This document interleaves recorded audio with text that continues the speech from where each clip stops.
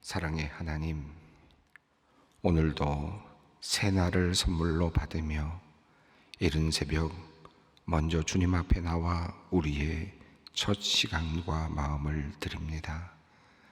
잘 살아보라고 주시는 기회인 줄 알고 즐겁게 행복하게 살라고 내려주시는 격려인 줄 믿고 기쁘고 당당하게 오늘을 살아가기 원합니다. 주님과 함께하는 걸음이라면 오늘도 행복할 수 있음을 알기에 주님 손 붙잡고 새날을 살고자 하오니 오늘도 우리의 연약한 손을 주님의 강한 팔로 잡아 주시옵소서. 하나님, 우리는 오늘 우리가 어떤 사람을 만나게 될지 다 알지 못합니다. 계획되고 예정된 만남도 있지만 그렇지 못한 만남도 있습니다. 그러하오니 주님, 오늘의 모든 만남을 축복하여 주시옵소서. 마음이 넉넉해지고 용기가 나고 새로운 생각이 움트는 만남이 되기를 원합니다. 만날수록 기쁘고 즐거운 그런 만남들이 축복처럼 오늘도 이어지게 하여 주시옵소서. 하나님, 특별히 우리의 사랑하는 가족들과의 만남을 축복하여 주시옵소서. 자녀와 부모가 서로 마음 깊이 소통할 수 있기를 원합니다. 특별히 사춘기의 아이들과 힘겨운 시간을 보내고 있는 부모님들에게 오늘은 자녀들과 속 깊은 이야기를 나눌 수 있는 너그러운 마음과 공감의 능력을 허락하여 주시옵소서. 자녀들의 마음에 숨어있는 알 수 없는 두려움과 불안을 거두어 주시고 사랑받는 자녀로서의 자신감과 당당함을 회복시켜 주시옵소서. 또한 주님, 남편과 아내가 오늘은 더 깊이 사랑을 나누며 마음을 나눌 수 있기를 원합니다. 서로를 긍휼히 여기며 감사의 말을 건네므로 쌓였던 원망과 남겨진 아픈 상처가 깨끗하게 치유되고 회복되도록 은혜를 내려 주시옵소서. 하나님, 지난주일 1부에서 5부 예배까지 세례와 입교 예식을 통해 주님 안에서 한 가족이 된 분들을 기억하며 기도합니다. 이제 이들이 세례를 통해 새로운 생명을 얻고 또 입교를 통해 주님의 몸된 교회의 온전한 일원이 되었사오니 주님께서 이들의 진실된 신앙 고백을 기쁘게 받아주시고 앞으로의 신앙 여정에서 언제나 함께하여 주시옵소서. 이들의 믿음이 날마다 자라나 주님을 더욱 기쁘시게 하는 주님의 자녀들이 되게 하여 주시옵소서. 하나님, 이 나라의 국방과 백성들의 안전을 위해 기도합니다. 며칠 전부터 북한은 마치 전쟁을 준비하듯 병력을 배치하고 사격 준비 명령을 내렸다고 합니다. 온 세상이 전쟁의 소문으로 뒤숭숭하고 여기저기 죽어가는 이들의 비명소리가 난무하는 이 시기에 이 한반도에서 다시 전쟁이 일어나지 않기를 간절히 바라며 주님께 기도합니다. 나라를 다스리는 대통령과 군을 통제하는 모든 국방의 지도자들이 지혜롭게 처신하게 하시고 바르게 판단하게 하여 주시옵소서. 전쟁이나 분쟁이 일어나지 않도록 위험 요소들을 제거하고 평화를 모색하는 일에 남과 북의 지도자들이 마음을 두게 하여 주시옵소서. 대한민국 영토를 지키고 있는 대한민국 국군을 위해 기도합니다. 육군과 해군 그리고 공군과 해병대 등의 모든 부대원들이 나라 사랑의 마음으로 우리의 영공과 영토 그리고 영예를 잘 수호하도록 지혜와 힘을 주시옵소서. 하나님, 우리 소망의 가정들을 위해 기도합니다. 오늘도 각 가정마다 주님의 사랑과 평강이 가득하기 원합니다. 지난주 허니브리지를 통해 쉼과 기도, 안식의 시간을 보낸 부부들을 축복해 주시옵소서. 그들의 결혼 생활이 주님 안에서 더욱 견고해지고 사랑스러워져 가게 하여 주시옵소서. 때로는 아픔과 갈등이 있을 때가 있습니다. 서로를 존중하는 태도와 부드러운 말, 절제의 은혜를 주셔서 부부의 아름다운 관계를 잘 지켜가게 하여 주시옵소서. 우리 자녀들을 오늘도 주님께 의탁합니다. 부모로부터 신앙을 물려받은 아이들입니다. 이 아이들이 말씀 안에서 잘 자라나게 하여 주시고 세상의 모든 유혹과 악으로부터 지켜 주시옵소서. 때로는 부모로서 지혜가 부족하고 인내심도 모자라기도 하며 분노를 절제하지 못할 때도 있습니다. 부족한 부모로 인해 상처가 생겨날 때 주님께서 아이들의 마음을 지켜주시고 그 상처를 감싸 치료하여 주시옵소서. 아이들이 주님의 보호하심과 은혜 가운데 지혜와 기가 자라나며 사랑스럽게 성장케 하여 주시옵소서. 하나님, 수학 능력 시험을 준비하는 수험생들을 위해 기도합니다. 이제 꼭 30일이 남았습니다. 오랜 시간 열심히 준비해 왔습니다. 이 과정 속에 함께 하신 주님께 감사를 드리며 남은 시간도 주님께서 동행해 주시기를 간구합니다. 지혜와 명철을 더하여 주시고 그동안 배운 모든 지식과 내용을 잘 정리하고 주님께서 주시는 기억력과 집중력으로 마무리할 수 있게 도와주시옵소서. 시험 준비로 인한 피로와 스트레스, 연약함들을 주님께서 어루만져 주시고 그들의 몸과 마음을 강건하게 하여 주시옵소서. 불안과 두려움에 사로잡히지 않도록 주님께서 평안을 우리 자녀들과 부모님들의 마음에 내려 주시옵소서. 하나님, 이 한 주간도 주님의 손에 모든 것을 맡깁니다. 우리로 하여금 일터와 가정 그리고 모든 삶의 자리에서 주님의 빛을 드러내게 하시고 하늘나라의 맛을 내게 하여 주시옵소서. 이제 말씀의 자리로 나아갑니다.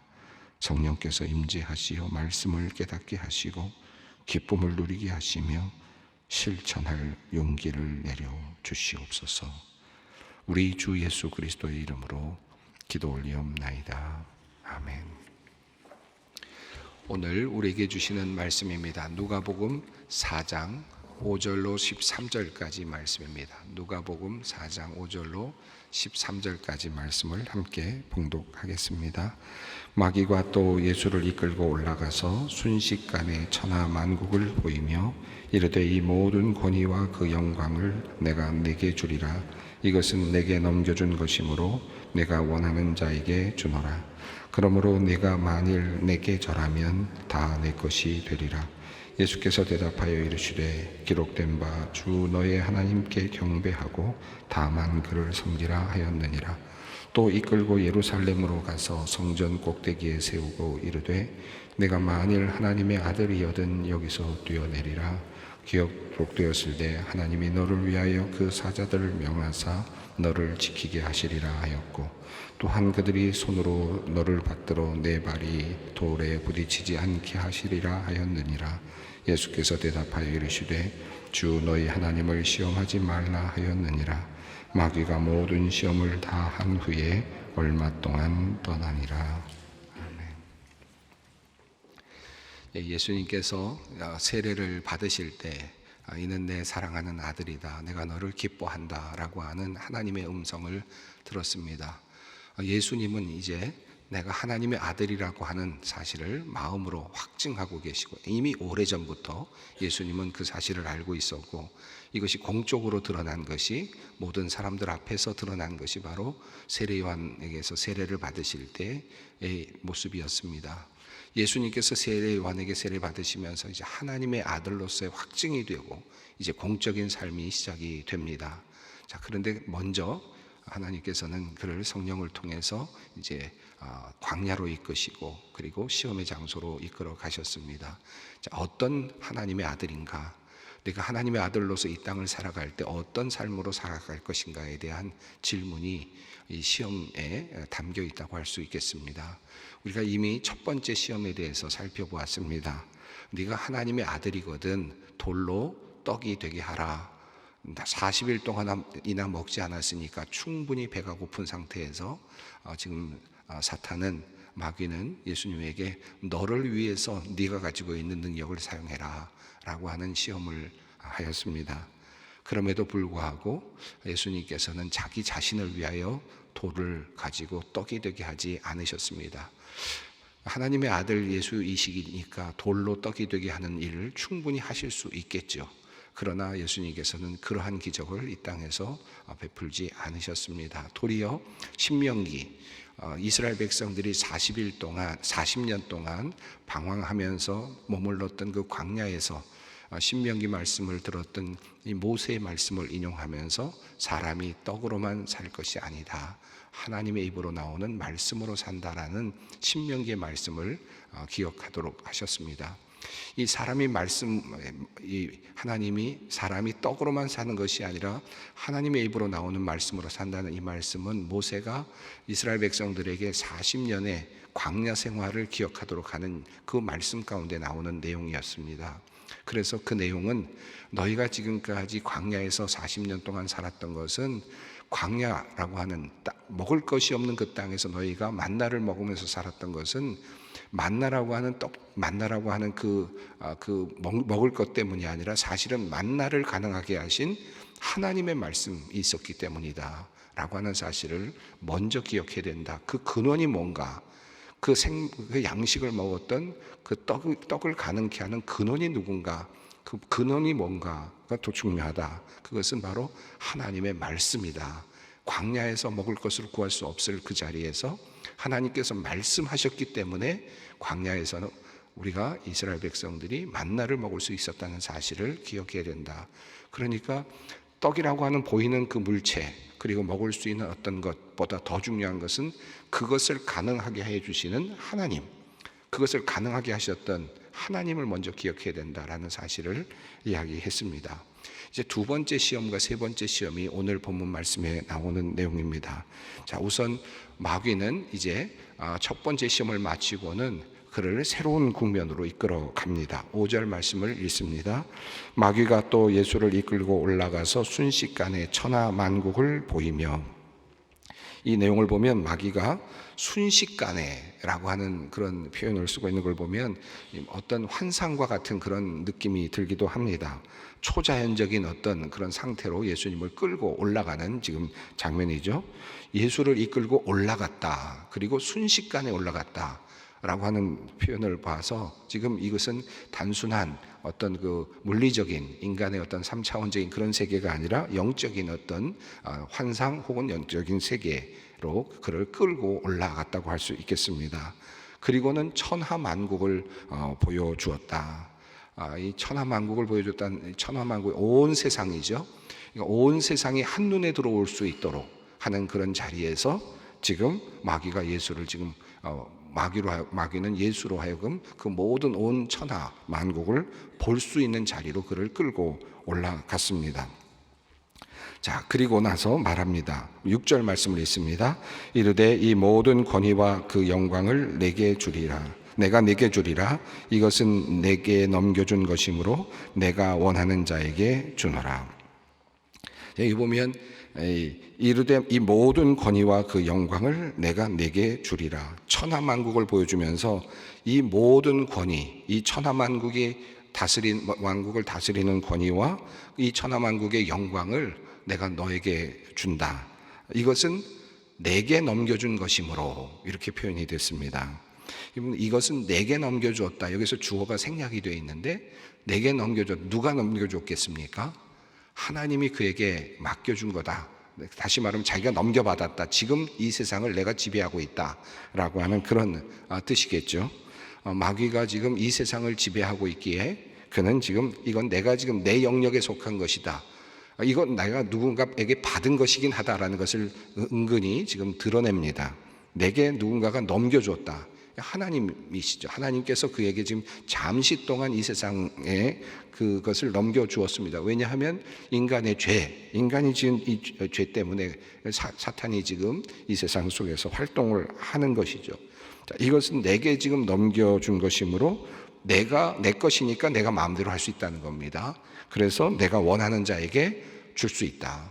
내가 준다라고 이렇게 이야기를 합니다.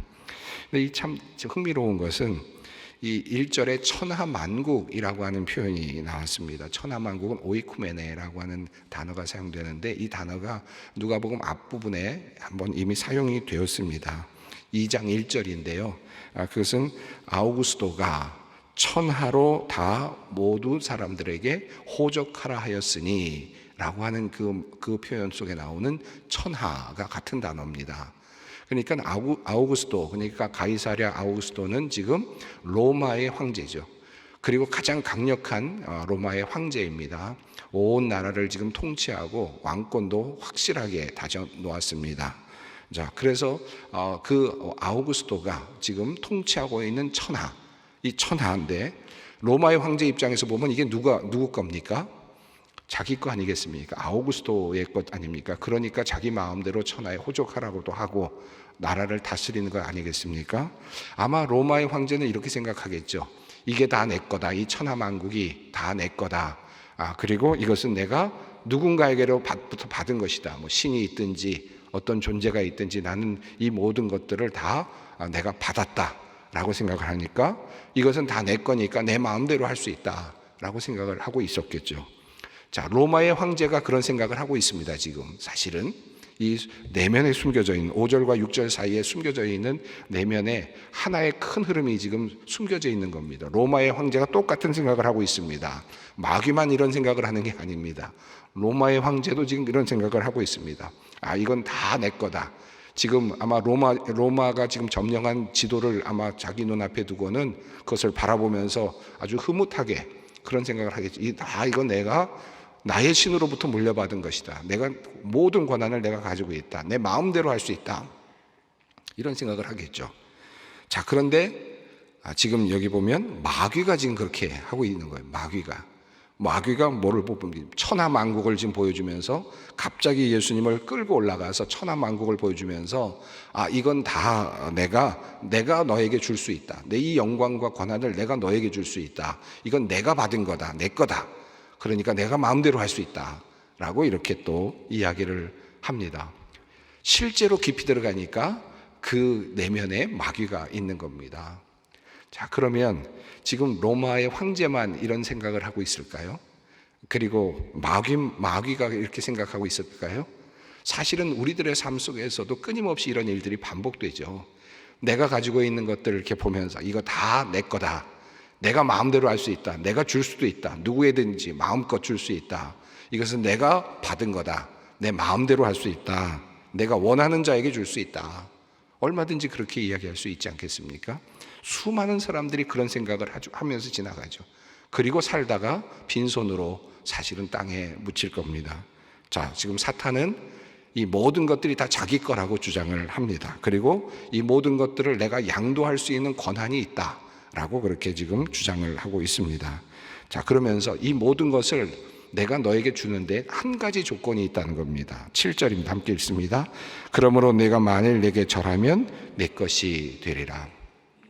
자, 이걸 내가 너한테 다 주겠는데 한 가지 조건이 있다는 겁니다. 나에게 절하라. 한 번 절하는 게 뭐 이렇게 어렵겠습니까만은 이 절하다란 말은 나를 경배하라는 뜻이면서 동시에 내 종이 되라는 뜻이죠. 그러니까 내 밑으로 들어와라는 뜻입니다. 사탄 밑으로 들어와서 그러면 내가 너에게 이 모든 권한을 맡기겠다라고 하는 겁니다.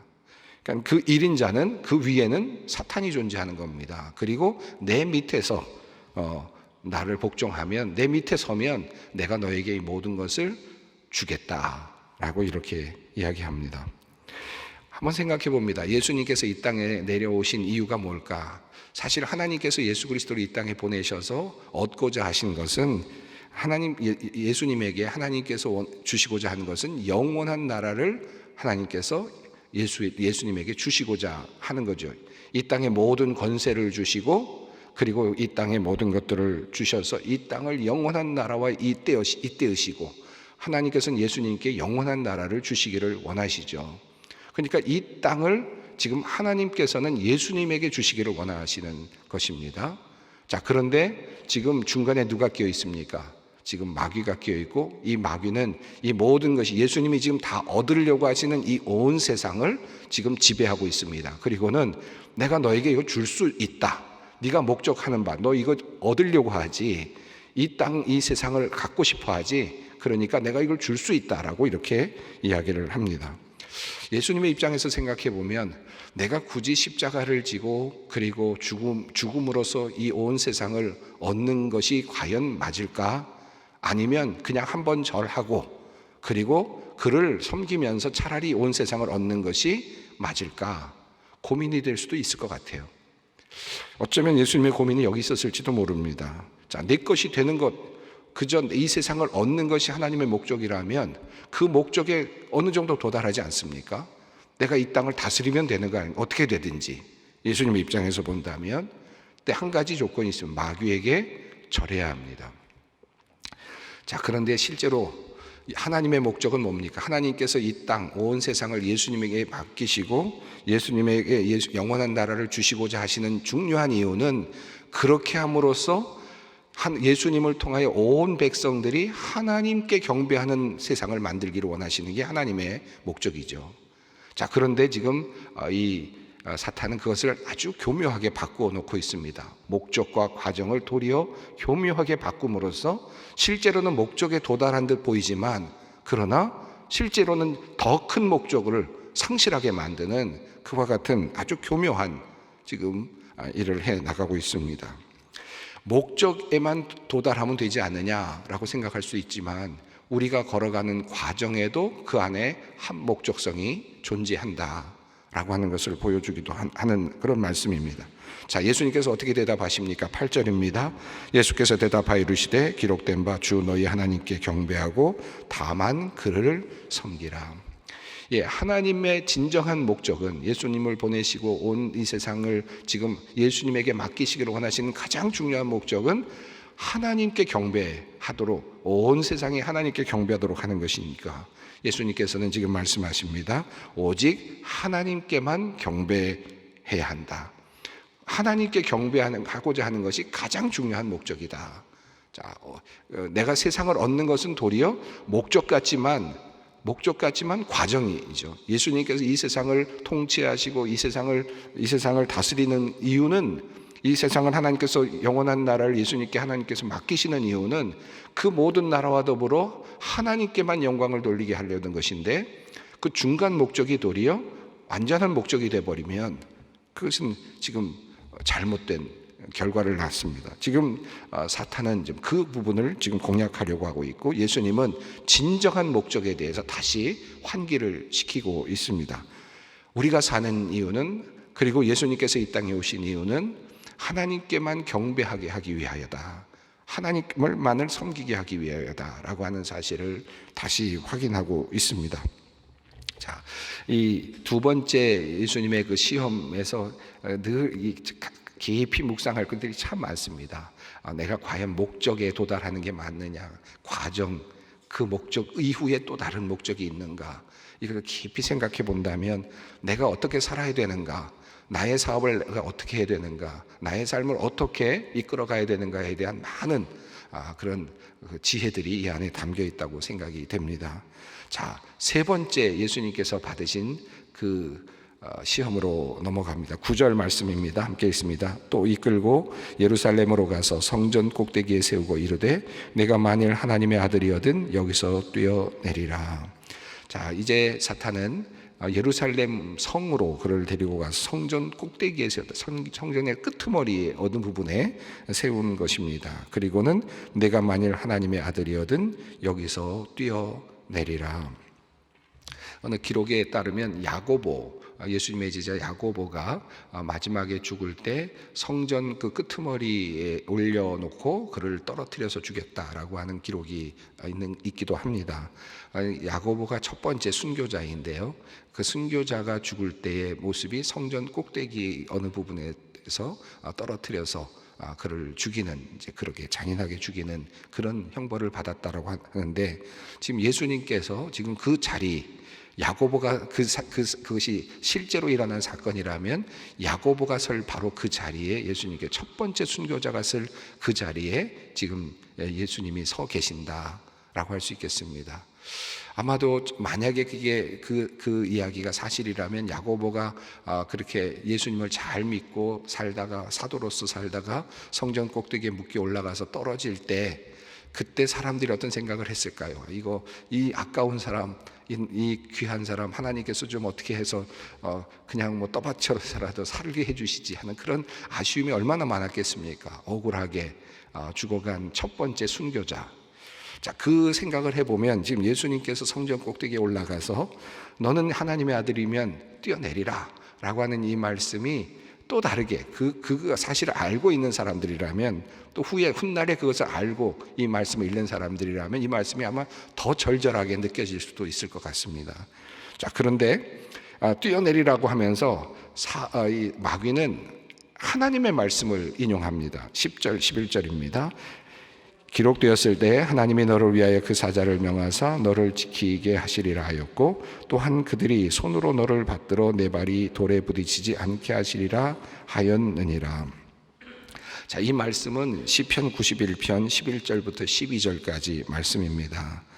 시편 91편 11절부터 12절까지는 하나님이 우리의 피난처가 되신다라고 하는, 그리고 요새가 되신다라고 하는 이 말씀으로 시작되는 그런 아주 절절한 신앙 고백이 들어있는 그런 내용의 시편 말씀이죠. 그곳에 들어있는 말씀입니다. 그것에서 그 말씀은 하나님께서 천사들을 명하여 모든 길에서 너를 지키게 하신다라고 말하면서 너의 발이 돌에 부딪히지 않게 하시리라 라고 이렇게 표현한 그런 내용입니다. 자, 그런데 이 말씀을 지금 끌고 들어왔습니다. 하나님의 말씀을 가지고 들어와서는 이야기하기를, 네가 성전에서 떨어져도 하나님께서는 이 말씀하셨으니까 너를 지금 발에 돌이 부딪히지 않게 하실 것 아니냐. 마치 그림이 그려지는 듯한 그런 느낌 아닙니까? 돌이 내가 하늘에서 떨어져도 땅바닥에 부딪히지 않게 해줄 거다라고 하는 말씀으로 이해될 만큼 이렇게 말씀을 지금 해석하면서 지금 마귀는 지금 예수님에게 뛰어내려 보라고 이렇게 이야기를 합니다.